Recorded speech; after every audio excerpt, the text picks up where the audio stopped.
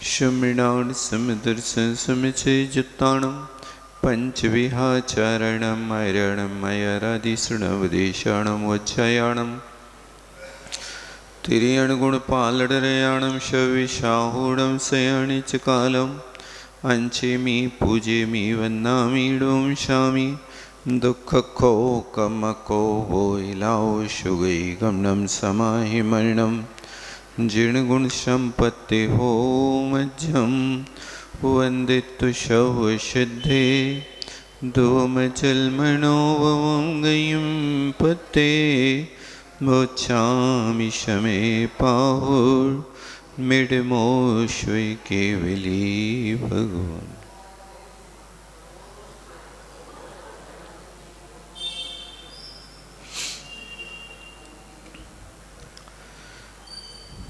यहाँ पर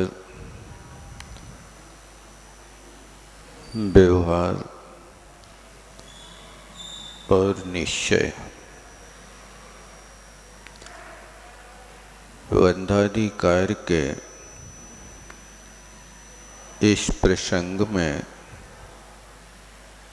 आचार्य महाराज ने व्यवहार को प्रतिषेध कहा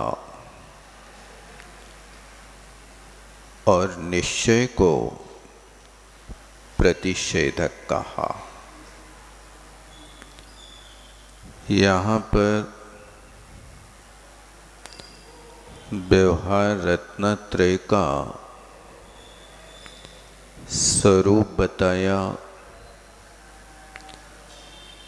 और अगली गाथा में निश्चय रत्नत्रय का स्वरूप बताया। यहाँ पर कहा कि व्यवहार के लिए आप निषेध क्यों कर रहे हो? तो आचार्य महाराज उत्तर देते हैं कि व्यवहार मोक्ष मार्ग पराश्रित होता है, स्वाश्रित नहीं होता। ये पराश्रित है, ये बात कहाँ से लेके आ रहे हैं? तो जैसे महाराज ने 355 पृष्ठ के ऊपर देखो आप, जैसे महाराज की टीका में 5वीं लाइन के अंत में लिखा,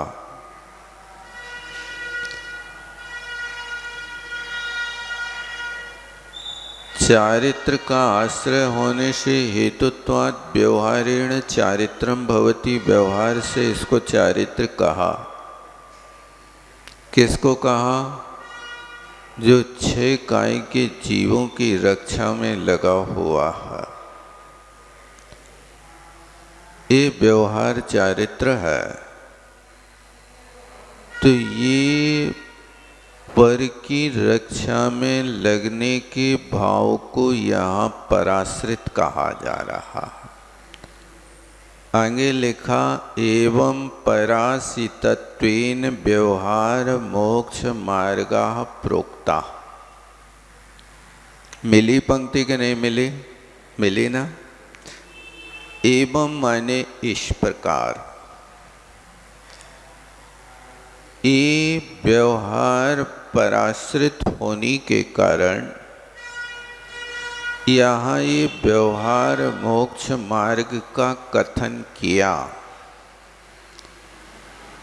सराग बीतराग, व्यवहार, निश्चय, प्रमत्त अप्रमत्त, ऐसे शब्दों का प्रयोग यहाँ किया जा रहा है। और ये जीव प्रमत्त है या अप्रमत्त है, ये प्रमत्ता प्रमत्त व्यवस्था संसार की अपेक्षा होती है। वहाँ पर उनने कहा था कि आत्मा न प्रमत्त है न अप्रमत्त है, एक ज्ञायक स्वभाव है। कहाँ कहा था? 6वें नंबर की गाथा में। तो वहाँ स्पष्ट कर दिया था कि प्रमत्त का अर्थ मिथ्या दृष्टि है क्या? अभव्य का अर्थ मिथ्या दृष्टि है क्या? तो इस बात को वहाँ जयसेन महाराज ने खोला है, उससे आप स्पष्ट समझ लेंगे कि यहाँ पर प्रमत्त अप्रमत्त शब्द का अभिप्राय क्या है। पृष्ठ नंबर 14 पर जयसेन स्वामी की टीका 6वें नंबर की गाथा को देखो आप। यहाँ पर इनने प्रश्न किया कि यथ कोयम शुद्धात्मा मिला, कि ये शुद्धात्मा क्या है इति पृष्ठे, ऐसा पूछने पर उत्तर देते हैं द्रव्यार्थिक नयीने शुभाशुभ परिणामन अभावात् न भवति अप्रमत्ता प्रमत्तश्च। ध्यान देना, देखो, शुद्ध द्रव्यार्थिक नय की अपेक्षा, द्रव्यार्थिक में भी शुद्ध शब्द जोड़ा, शुद्ध द्रव्यार्थिक नय की अपेक्षा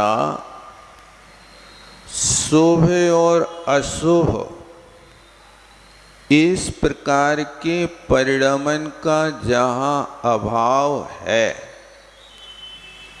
वहाँ पर अपन को शुद्ध आत्मा लगाना, ना शुभाशुभ परिणमन अभावात इस शुभ अशुभ रूप में परिणमन जहाँ नहीं होता है, वहाँ पर आत्मा शुद्ध है, और जहाँ होता है वहाँ प्रमत्त और अप्रमत्त होता है। कहा ना? अब देखो, फिर कहते कि प्रमत्त शब्द ने, अच्छे से देखना, यहाँ प्रमत्त और अप्रमत्त का अर्थ क्या है? तो कहते प्रमत्त शब्द से मिथ्या दृष्टि को आदि लेकर प्रमत्त है अंत जिनमें, यानी 6 गुण स्थान तक प्रमत्त को पकड़ना। मिला कि नहीं मिला? मिथ्या दृष्टि को आदि लेकर प्रमत्तांतानी, प्रमत्त है अंत जिनका, ऐसे षड्गुण स्थानानी, ये प्रमत्त शब्द से 6 गुण स्थान पकड़ना। और अप्रमत्त गुण स्थान कौन सा है? अकेला 7वां नहीं लगाना।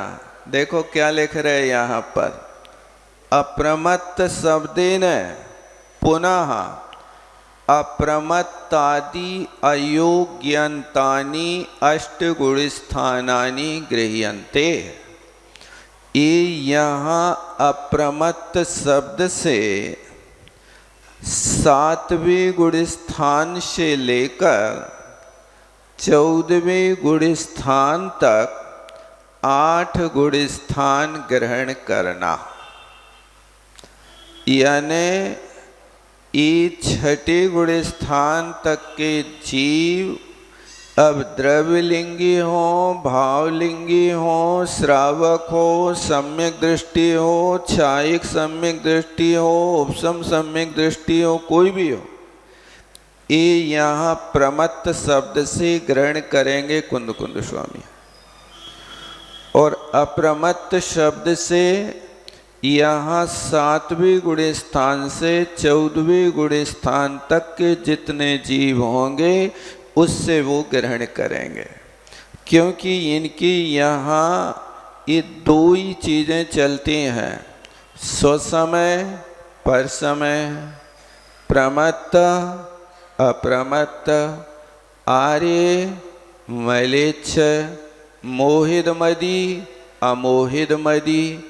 ये सारे शब्द इन 14 गुण स्थानों में आपको घटित करना है। इसके आगे उनके जो जीव हैं वे शुद्ध द्रव्य के आश्रय शुद्ध आत्मा ज्ञायक स्वरूप आत्मा है, जो आत्मा गुणस्थानातीत है।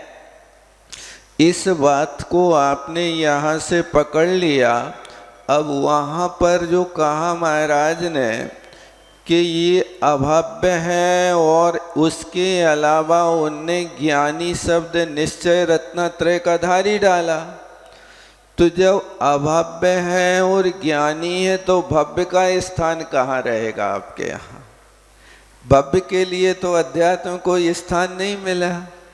यानी आपके यहाँ अभव्य का अर्थ यही लगाना कि जो निश्चय रत्नत्रय में स्थित होने के योग्य नहीं है।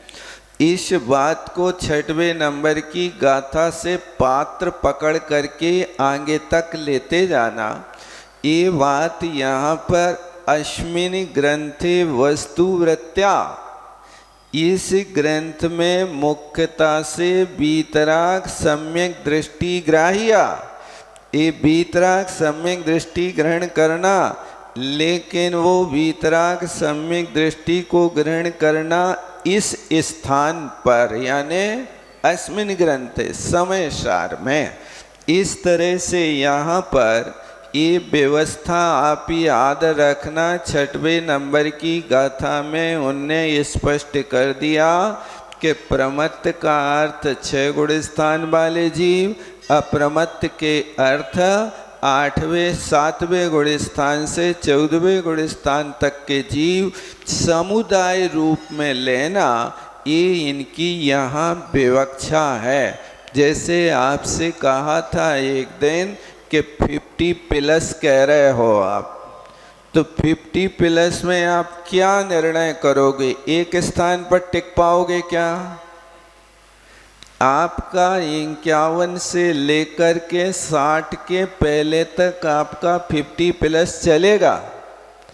वो प्लस में जैसे आप अनेकांत पकड़ के कथन कर रहे हो, इसी तरह यहाँ पर भी यदि ये प्रमत्त कहें तो वो प्रमत्त भी प्लस में लगाना। प्रमत्त प्लस मतलब पहले गुण स्थान से लेकर 6ठा गुण स्थान तक। अप्रमत्त कहें तो 7वें गुण स्थान से लेकर के 14वें गुण स्थान तक। ये तुम्हारे यहाँ 50+ की व्यवस्था तो आज चली, ये कुंद स्वामी 2000 वर्ष पहले ही बताया गया कि ये व्यवस्था एक सामान्य अध्यात्म की मुख्यता से समझना। इसलिए ये अभव्य कहने का अर्थ सीधा आप मिथ्या दृष्टि नहीं लगाना, अभव्य पारिणामिक नहीं लगाना। अभव्य का अर्थ निश्चय रत्नत्रय से नीचे रहने वाली आत्मा, जो अभी वर्तमान में शपक श्रेणी और उपसम श्रेणी मानने के योग्य नहीं है, उस जीव को यहाँ अभव्य कहा जा रहा। और अमृतचंद स्वामी ने इस बात का खुलासा कर दिया कि कर्म और कर्मफल चेतना का वेदन करने वाले ये जीव हैं। ज्ञान चेतना तो वेदन करने वाले बहुत ऊंची क्लास के जीव हैं। तो यहाँ पर इस बात को कहा। अब जो कहा निश्चय की अपेक्षा से, देखो ये कहा ना कि मोक्ष मार्ग, ये व्यवहार मोक्ष मार्ग प्रोक्ता, देखो 355 पृष्ठ पे आ गया। यानी ये जो कथन किया कि जीवादि का श्रद्धान करना व्यवहार सम्यक दर्शन, आचारांग आदि का ज्ञान है, ये बात उनने जयसेन स्वामी ने और पूर्व की गाथाओं में खोला था कि यहाँ पर व्यवहार से अर्थ हमें वो ही लगाना व्यवहार ज्ञानी, कि जो जहाँ गाथा आई थी ना निश्चय श्रुत केवली और व्यवहार श्रुत केवली। 9वें 10वें नंबर की गाथा की टीका में उनने कहा था कि निश्चय श्रुत केवली किसे कहें और व्यवहार श्रुत केवली किसे कहें। तो ये निश्चय श्रुत केवली उसे कहा उनने कि जो श्रेणी चढ़ने के सन्मुख है, श्रेणी चढ़ गया वो जीव भले ही बाहर में आचारांग आदि का पाठी ना हो तो भी वो निश्चय श्रुत केवली है। और यहाँ पर जिसके पास पूर्ण श्रुत है लेकिन श्रेणी आरोहण नहीं कर पा रहा है वो व्यवहार श्रुत केवली है। ये शुरू में 9वें और 10वें नंबर की गाथा में आचार्य महाराज ने स्पष्ट किया है, वहाँ से आप लोग देख लेना। अब अपन आगे चलते हैं। इसी बात को यहाँ कहते, अब निश्चय से कहते कि स्वशुद्धात्मा ज्ञान से आश्रयत्वात् निमित्तत्वात् निश्चयेन मम सम्य ज्ञानम भवति। अब ये निश्चय की ओर ले रहा है।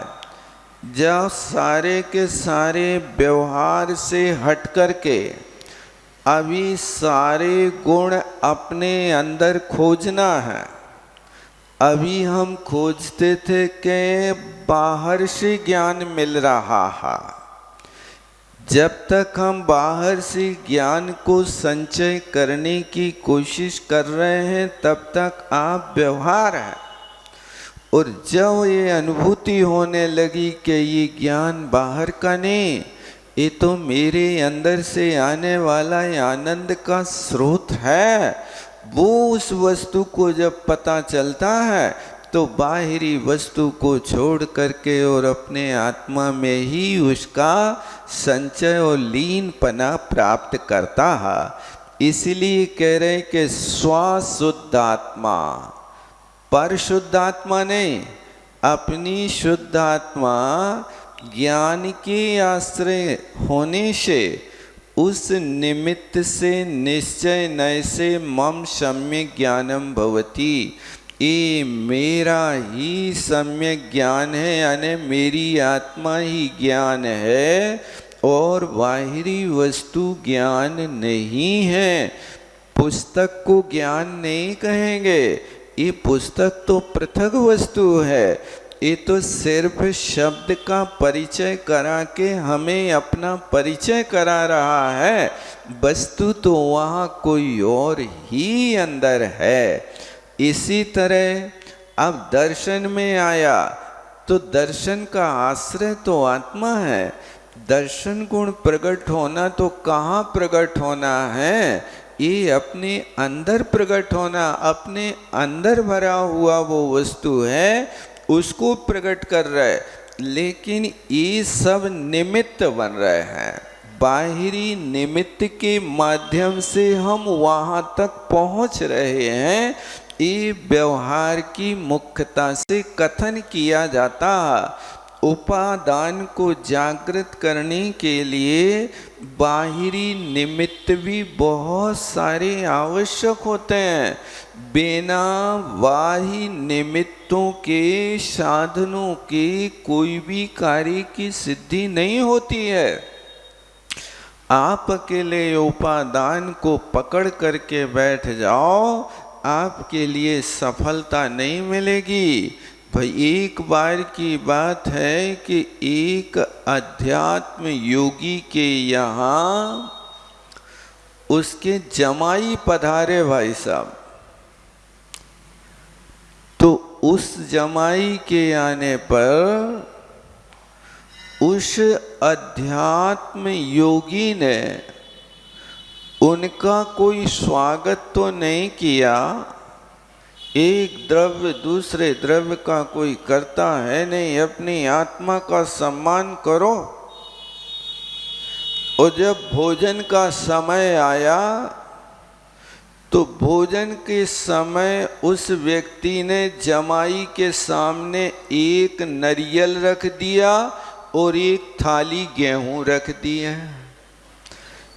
इतना रखने के बाद जमाई से कहा कि भाई तुम्हारे लिए जो रुचिकर लगे वो आप खा लेना, क्योंकि इसी गेहूं से सारे आइटम बनते हैं। चाहे तुम्हें रोटी बनाना तो रोटी बना लेना, पूड़ी बनाना तो पूड़ी बना लेना, और जो बनाना हो सो तुम बना करके खा लेना। एक नारियल है, इसका तेल निकाल करके तुम पूड़ी बना लेना। ये सारी बातें उसने अपने जमाई से कही। अब वो जमाई सोचता है कि यार देखो हम कहाँ फंस गए। ऐसा व्यक्ति के जिस व्यक्ति के घर पे आए तो वो तो हमारे लिए भूखों रख रहा है। गेहूं खाए जाते क्या? नारियल फोड़ करके तत्काल तेल निकाल करके खाया जाता क्या? उसने तो खिसकाया और कहा, दादाजी हमारे खाने की चिंता नहीं करो, तुम अपनी व्यवस्था देख लो, हम तो घर से भोजन करके आए हैं। ठीक है, अच्छा है, तुम्हारी इच्छा हो तो खाओ, हमारी तरफ से कोई कमी नहीं है। भैया ऐसे अध्यात्म से तुम्हारे रिश्ते चलेंगे कि नहीं चलेंगे बताओ? लोक व्यवहार चलेगा कि नहीं चलेगा? ये कैसे कार्य होगा तुम्हारा?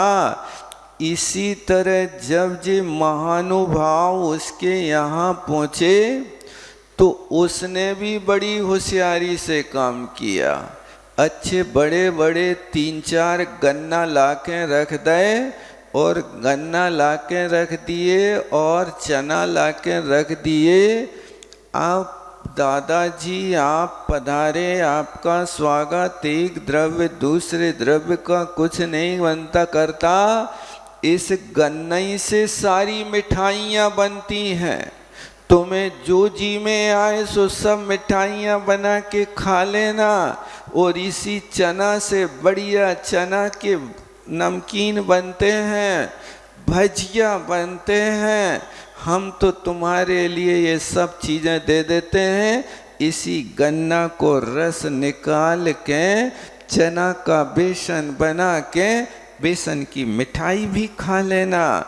ये सब चीज़ें जब देखी तब ससुर बाबा को लगा कि ये होता है ईंट का जवाब पत्थर से देना।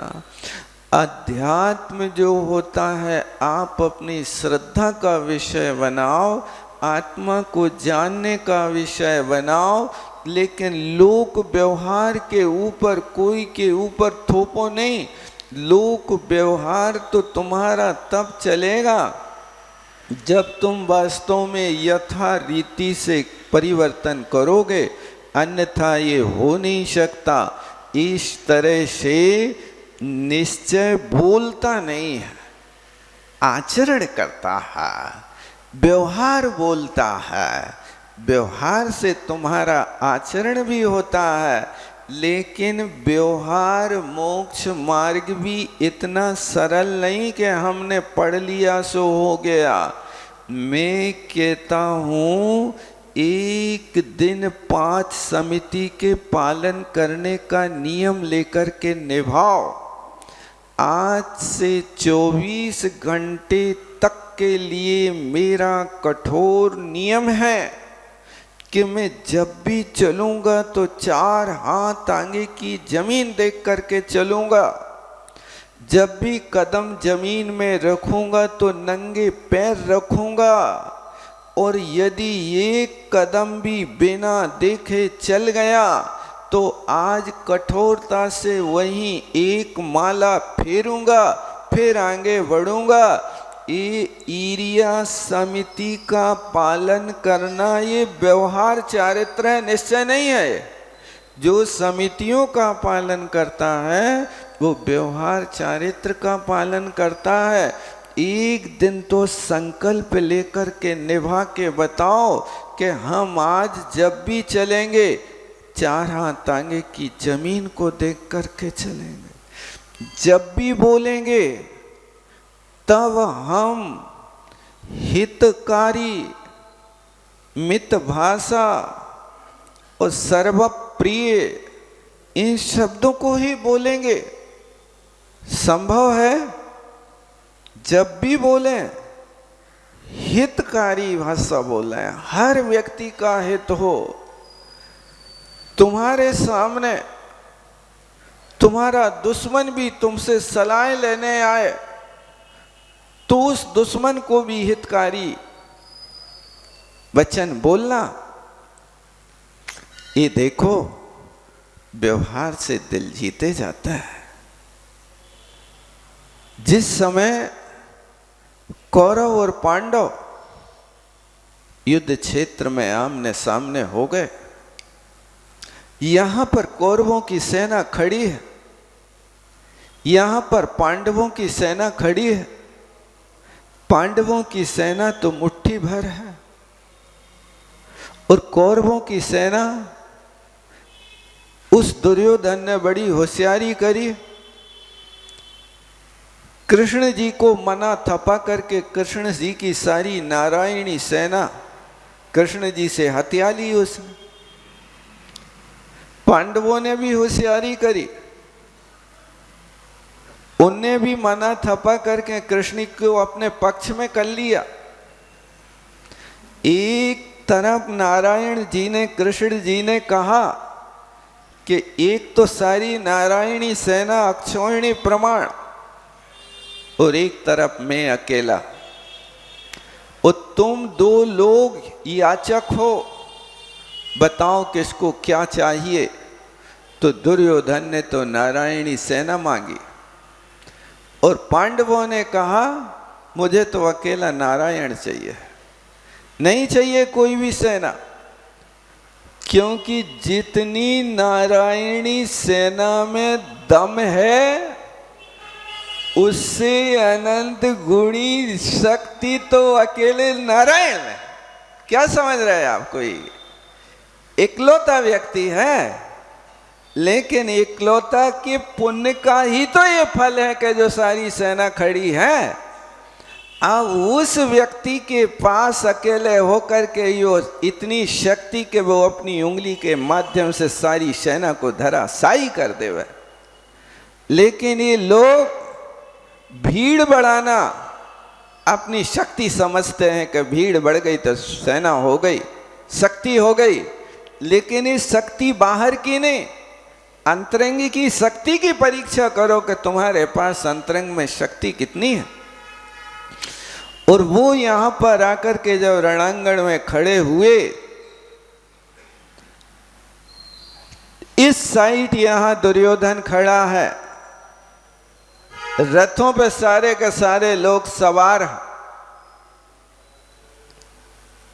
भीष्म पितामह, द्रोणाचार्य हैं, धृतराष्ट्र है, सारे महायोद्धा खड़े हैं।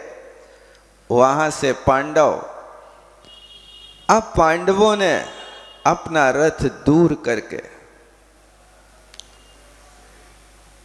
और रथ से उतर करके कौरवों की सेना की ओर बढ़े तो दुर्योधन तो बांसों उछलने लगा।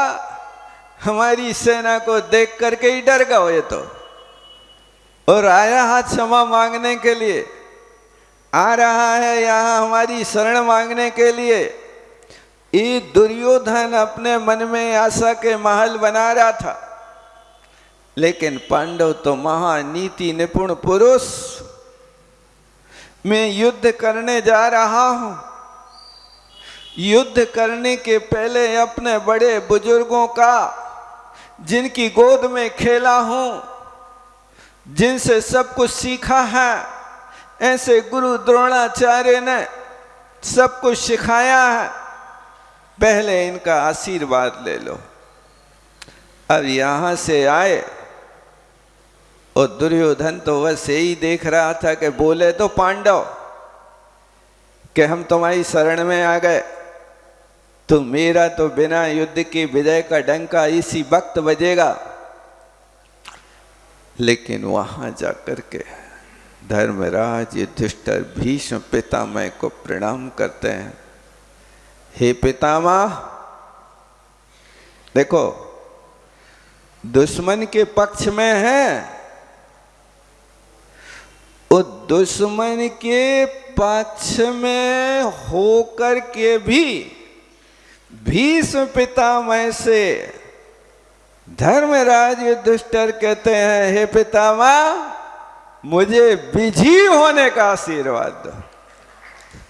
देखो क्या नीति है, जिनसे दुश्मनी है उसी दुश्मन से उसी को जीतने के लिए आशीर्वाद ले रहा है। और भीष्म पितामह ने कहा, हे धर्मराज विजयी भव। विजयी देखा कि नहीं तुम लोगों ने? देखना है ये नीति। यानी गरज पड़ी है तो उनके भी हाथ पैर ढीले करो विनय गुण के माध्यम से, तब तो तुम्हारी कला है। एक कला व्यवहार नहीं सिखाता है, निश्चय नहीं तो तुम्हारे सामने गेहूं और नारियल रखेगा, बेटा खा लो, इससे पेट नहीं भरेगा, इससे लोक व्यवहार नहीं चलेगा। लोक व्यवहार में तो तुम्हारे लिए निकल करके आना पड़ेगा, और वो लोक व्यवहार की तरह व्यवहार रत्नत्रय है कि व्यवहार रत्नत्रय में तो 6 निकाय के जीवों की रक्षा करना ही होगी। नहीं करोगे तो तुम्हारा जीवन नहीं चलेगा। ये हितकारी शब्द देखो, ये भाषा समिति से कम नहीं है कि दुश्मन के सामने खड़े होने के बाद भी भीष्म पितामह जिनको हितकारी वचन का आशीर्वाद दे रहे, जाओ बेटा विजयी हो। क्या तुम भी इतना अध्यात्म पढ़ते हो, स्वाध्याय करते हो? नहीं घर छोड़ पा रहे, कोई बात नहीं, 24 घंटे के लिए तो व्यवहार चारित्र की इन 5 समितियों का पालन करके दिखाओ, अभ्यास करो। घर में रह करके भी इनका कार्य करने की आप कोशिश करो। नहीं किया तो जिन ते घर माही कछु न बने, थे बन माही कहा कर हैं। घर में रह करके तो मीठा बोलना नहीं सीख पाए, हितकारी शब्द नहीं बोल पाए, अपनी सीमा के भीतर नहीं बोल पाए, तुम कैसे साधु बनोगे? ये व्यवहार रत्नत्रय तुम्हें भी सीखना होगा। आज से ही प्रारंभ करो, संकल्प करो कि आज 24 घंटे चलेंगे, जो भी चर्या करेंगे 4 हाथ आगे की जमीन देख करके चलेंगे। 24 घंटे में जो भी बोलेंगे वो वचन हित में तो प्रिय होंगे, इसके अलावा अहितकारी दुश्मन के विषय में भी नहीं होगा। अहित का बोलना किसी ग्राहक से भी नहीं होगा, ग्राहक का भी हित करेंगे। आज नियम है कि मैं 10% की 5% की मुनाफा लेकर के माल दूंगा, ग्राहक यदि ज्यादा पैसा भी देगा तो उसका वापिस करूंगा। ये आप अभ्यास में तो लाओ। भोपाल में एक व्यक्ति आया, ड़मोकार का उसने नियम ले लिया। उसने दुकान पर बैठ कर ड़मोकार पढ़ना शुरू किया। एक ग्राहक आया, अब हाथ में मशीन थी। अब वो मशीन का इतना चमत्कार उसके अंदर हुआ भाई साहब, कि अब वो जो बिल बना रहा था, जो अनुचित पैसे जोड़ रहा था, वो ड़मोकार के प्रभाव से उसके अंदर आज हृदय में कंपन हुई। पर द्रव्य सुलोष्टवत् है आत्मा, ये पर द्रव्य तो लोष्ट की तरह है। तुम ये ढोंग क्यों कर रहे? एक साइड महामंत्र का जाप कर रहे हो और उस मंत्र का फल पढ़ रहे हो। ऐसो पंच नमो यारो, सब पाप पड़ाशड़ो। ये तुम आराधना जिस मंत्र की कर रहे हो जो सब पापों को नाश करने वाला है, और तुम यहां अधिक पैसा लिख करके पाप कर रहे हो महामंत्र को जपते हुए। उसने ईमानदारी से खर्चा काट के 10% का बिल बना करके उसको दिया। आज कहा उसने कि हमने महाराज 36,000 रुपया कम करिए इस महामंत्र के प्रभाव से उसके बिल में। मेरा हृदय कांपता कि मैं कैसे काम करूं, कैसे पाप का काम करूं। जो मंत्र कह रहा सब पाप प्रणाशो, ये मंत्र मेरे अंदर चलेगा तो वास्तव में मेरे पाप का नाश हो जाएगा। आज उस व्यक्ति ने आकर के कहा मुझे ये चमत्कारी मंत्र दिया है आपने, जिसके माध्यम से आज मैं इतने पापों से बचा हूं। ये देखो कि जब हम धर्म की शरण में आते हैं तो व्यवहार में भी जो क्रिया करी है उसका तुम एक बार प्रैक्टिकल करके तो देखो। जीवन भर के लिए नहीं कर पा रहा है, मैं कहता हूं 24 घंटे के लिए करके ले, नहीं कर पा रहा एक दिन के लिए करके देखो, नहीं कर पा रहे कम से कम आप आधे दिन के लिए करके देखो, वो भी नहीं कर पा रहे आप 3 घंटे के लिए करके देखो। एक घड़ी, आधी घड़ी, आधी में भी आधी साधु की संगत हरे सारी व्याध। ये तो पढ़ते कि नहीं पढ़ते? नहीं कर रहे आप एक घड़ी, कोई बात नहीं, आधी घड़ी करो और आधी करो और आधी करो, जितना आधा हो सके उतना करो। लेकिन जिस व्यवहार चरित्र के लिए यहां निषेध किया जा रहा है, एक बार उसका प्रैक्टिकल करके देखो कि वास्तव में इसका पालन करने में आत्मा में कितना आनंद की अनुभूति होती है, कैसे परिणाम निर्मल होते हैं, कैसे आत्मा में करुणा अनुकंपा पैदा होती है। आप करो तो ये 5 समितियों का पालन व्यवहार चारित्र है, करो। आज से 4 हाथ जमीन देख करके 24 घंटे के लिए चलना है, गाड़ी का प्रयोग नहीं करना है, नंगे पैर चलना है, हित में प्रिय वचन बोलना है। और आज भोजन करेंगे तो एक बार करेंगे, यथालब्ध करेंगे, जो मिलेगा वो ही खाएंगे, कभी याचना नहीं करेंगे। सारे दुनिया के सामने साहूकार बने हो और वहां रसोई घर में एक चुटकी नमक के लिए भिखारी बन जाते हो। कटु तो नहीं लग रहा? क्या करें? हम सुन तो रहे, स्वाध्याय तो कर रहे हैं, लेकिन हमारे हृदय में कोई भी आज तक इतना वज्र कठोर हृदय के ऊपर चारित्र मोहिनी का आवरण पड़ा है कि तुम कुछ भी बोलते जाओ वो सब सहन करता जाता है। करो। ईष्णा समिति नहीं पालन कर पा रहे, कपड़े उतार के घर से नहीं जा पा रहे, घर में बैठ करके एक बार तो शोधन पूर्वक क्रिया करके, अंतराय टाल करके जो मिल जाए उसी को खा लो, चाहे जैसा भी हो, पेट भरे या ना भरे कर लो। कुछ नहीं बोलेंगे, मौन पूर्वक खाएंगे, और कुछ नहीं मिलेगा तो पानी पी के आ जाएंगे, और पानी पी के आने के बाद भी सामने वाले ने पानी पिलाया तो बहुत बहुत आशीर्वाद देंगे, बहुत बहुत आशीर्वाद। तुमने कम से कम पानी तो प्रासुक करके पिला दिया, प्रासुक नहीं किया और ठंडा भी पिला दिया तो कहना कम से कम पानी तो छान के पिला दिया। नहीं कर सकते हो। ये व्यवहार समिति को पालन करो जिसकी तुम रोज निंदा कर रहे हो। कुछ नहीं होता, कुछ नहीं होता, करके दिखाओ तब पता चलेगा। ये है ईषणा समिति, आदान निक्षेपण समिति। कोई भी वस्तु को उठाओ रखो, तुम्हारी बुद्धि वहां है कि तुम वस्तु को उठाते समय देख रहे हो अच्छे से, जीव जंतु तो नहीं चल रहे हैं तुम्हारे। जहां एक घास के तिनका की हिंसा का उपदेश दिया जा रहा है। एक बार मैंने देखा भाई साहब, जब असंयम अवस्था थी तो सुबह सुबह एक जैनी भाई की होटल पे चला गया।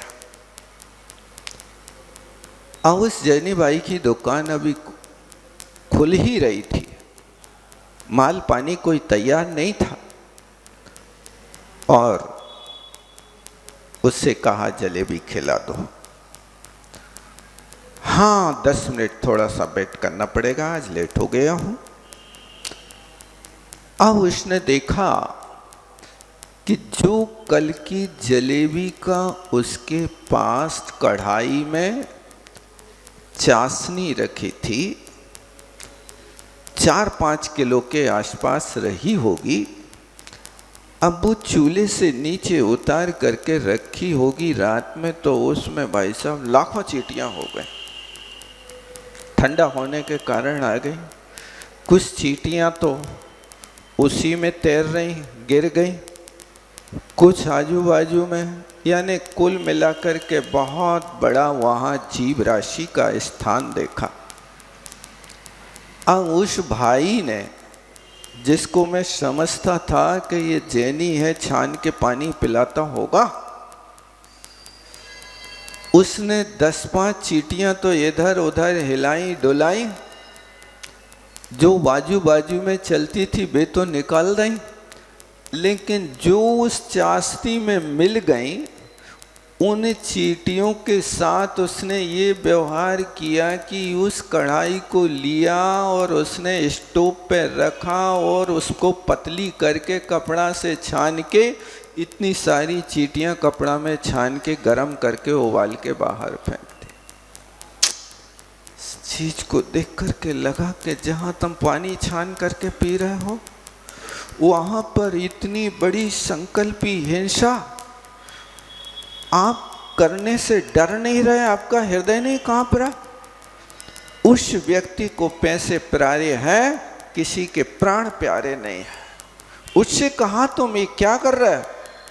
तो उसने कहा कि चिटियां मरवे के लाने आती, हम क्या करें, वे होती काहे कढ़ाई में, ऐसे स्थान पर क्यों होती हैं? इसीलिए कहा भैया तुम हिंदू हो तो टल, यदि अहिंसा धर्म के प्रेमी हो तो तुम होटल का भोजन त्याग करो।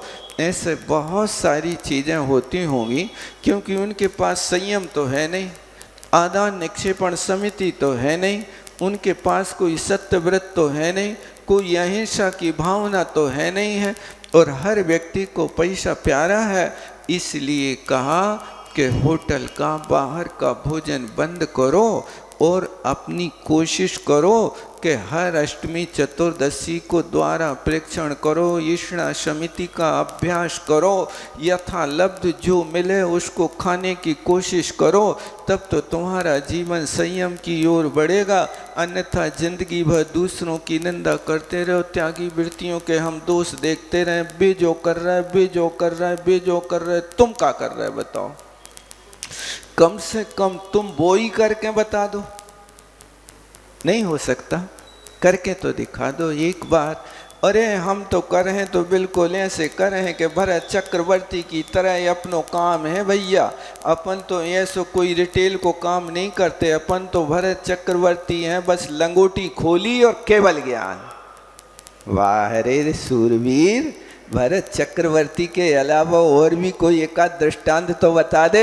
भरत चक्रवर्ती की लंगोटी की आशा कर रहा है, उनके पिताजी को तो देखो कि भरत चक्रवर्ती हो लंगोटी खोलते होगा, वे तीर्थंकर प्रकृति की सत्ता लेकर के 1000 वर्ष घूमते रहे, नीचे ऊपर 6ठे 7वें गुलिस्तान में 13 महीने द्वारे द्वारे तक घूमते रहे, उनके लिए एक रोटी का गिलास नहीं मिला। वो भरत चक्रवर्ती के सपने देख रहा है। ये तो भरत चक्रवर्ती इकलौता व्यक्ति, जिस व्यक्ति ने पूर्व भव ने 64,000 वर्ष तक अखंड ब्रह्मचर्य व्रत का पालन करके घोर साधना करी, वो उसका पुण्य है कि उस समय का किया पुण्य आज यहाँ पर लंगोटी खोलते उनके लिए केवल ज्ञान हो रहा है। लेकिन उन्हीं के वंशज देख लो, बाहुबली और आदिनाथ भगवान 1000 वर्ष लग गए कि नहीं लग गए केवल ज्ञान प्राप्त करने में। ये हर व्यक्ति का अपना अपना उपादान, किसी की अपेक्षा मत करो कि उनने ऐसा करा सो हम वैसे ही कर रहे हैं, हमें ज़्यादा देर नहीं घूमना है, हमें ज़्यादा ये नहीं करना वो नहीं करना। तुम्हारे वश की बात नहीं है, ये बातें फेंको नहीं किसी के सामने। आजकल फेक न्यूज बहुत होती है, ऐसे ही फेंकने वाली बातें बहुत सामने आती हैं, लेकिन उससे मोक्ष नहीं होता। एक बार करके बताओ, घर में रह कर के भी 5 समितियों का प्रतिष्ठापन समिति के लिए एक बार कैन लेकर के प्राशुक पानी लेकर के जंगल में बैठ करके आओ, जंगल नहीं जा पाओ तुम, क्योंकि तुमने तो जीवन भर बंद कमरे के अंदर शुद्धि करी है। कभी बाकर बैठ करके भी तो देखो, तब तो प्रतिष्ठापन समिति का अभ्यास करो। 24 घंटे के लिए ऐसी कितनी आत्माएं हैं कि आज 24 घंटे सिर्फ जीवन भर के लिए नहीं, 5 समितियों का पालन करेंगे। देखो अनुराग जी शायद पहले हाथ उठाएंगे, मुझे लगता है ये कहने से उठा रहे हैं। बस यही तो है, भावना है, लेकिन भावना को आप साक्षात क्यों नहीं कर रहे? हम तो घर में रह के ही कह रहे, घर से छुटा नहीं रहे, हम अपने पास नहीं बुला रहे। कपड़ा पहरे भी एक दिन तो ये साधना करके बताओ हमें। हम समझते हैं कि आपने व्यवहार रत्नत्रय को पालन करने का भी विचार बना लिया है, लेकिन वो नहीं होता है, तो फिर कैसे कल्याण होगा? समय अपना हो रहा है, यहाँ पर बहुत सारी बातें निश्चय की अपेक्षा और व्यवहार की अपेक्षा हम सुनने में तो बहुत हल्का लगता है, लेकिन वास्तव में यदि कहा जाए तो बहुत कठिन है। इस कठिनाई को पानी में दूध मिलाना सरल है, लेकिन दूध से पानी निकालना बिना अग्नि के ताप के अलग नहीं हो सकता। और अग्नि का ताप भी हो, और अग्नि के ताप में यदि दूध की मात्रा ज़्यादा होवे, 50 लीटर दूध का हंडा रखा होवे, और उस 50 लीटर दूध के हंडा को गर्म करने के लिए तुम्हारे पास अग्नि है। कितनी अग्नि है कि आप माचिस की काड़ी जला के और चूल्हे में डाल रहे हो, ईंधन तो है नहीं तुम्हारे पास। अब उस माचिस की काड़ी को जलाने के समय आपने उस दूध के हंडे को गर्म करने का संकल्प लिया है। अब बताओ कितनी देर लगेगी आपको उस दूध को गर्म करने में कि माचिस की एक काड़ी से 50 लीटर दूध गर्म करना, उबालना है, और अकेले उबालना नहीं है, उसी दूध का मावा बनाना है, और ईंधन तुम्हारे पास माचिस की एक काड़ी की तिलगी है। आप बताओ हमें कब कर पाओगे आप? होगा कि नहीं होगा? असंभव है कि संभव है? असंभव है। इसी तरह है ये असंयम का और कर्मों का भार अपनी आत्मा के ऊपर 50 लीटर दूध की तरह, और उन कर्मों को छपन करने में तुम माचिस की तिलगी भी जला पा रहे कि नहीं जला पा रहे? आप देख लो, अनुभव कर लो। मंदिर भी आते हो तो मंदिर में कितना आप अच्छे से शुभ उपयोग लगा करके क्रिया करते हो कि जिससे तुम्हारा कर्म का भार जल जाए। घर में भी कोई क्रिया करते हो तो कितना अच्छा कार्य करते हो कि जिससे तुम्हारे कर्म जल जाए। हमें बता दो, आप क्या इतना भी करते हो? आप यदि नहीं कर पाते हो तो फिर कैसे काम करोगे? आपके यहाँ पहाड़ तो खड़ा होता जा रहा है, लेकिन सफाई कुछ भी नहीं हो रही है। सफाई करना है तो निश्चय और व्यवहार को अच्छे से समझें। इसी भावना के साथ विराम लेता हूँ। बोलो आचार्य गुरु और विद्यासागर जी महाराज की। जावाणी के ज्ञान से सूझे लो कालो, सोवाणी मस्तक धरूं।